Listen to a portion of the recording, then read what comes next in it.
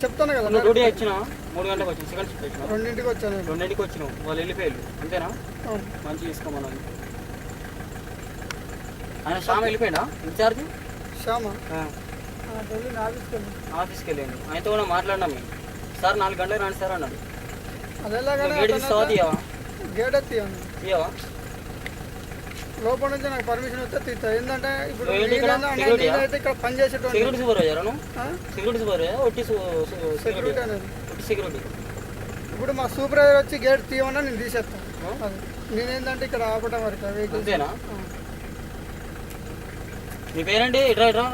నా పేరు సాయి సాయి ఏం చేస్తావు ఇక్కడ ఓన్లీ గేట్ తీసుకుని గేట్ వేసి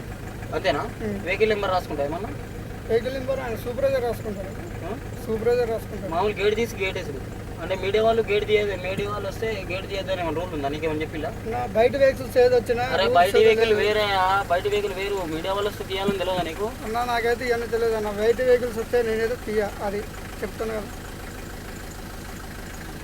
మాకు లోపల చెప్పిందే మీకు మేము చెప్తాను కానీ నేనైతే పచ్చగా చెప్పడాలి కదా జీతాలు ఎంత ఇస్తారు మాకు జీతాలు 5,000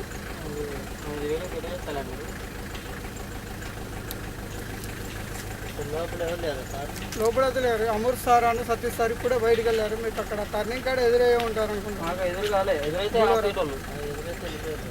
వాళ్ళు ఇద్దరు వెళ్ళారు ఇప్పుడే వెళ్ళారు జస్ట్ గేట్ అయితే తీయాలి లోన పోయి చక్కెర కొడతాం నా లోపలికి తీయనన్న పర్మిషన్ శ్యామ్ నెంబర్ చెప్పు శ్యామ్ నెంబర్ తీస్తావా సూపర్వైజర్ తీస్తాను అదే నెంబర్ చెప్పండి శ్యామ్ నెంబర్ అని చెప్పు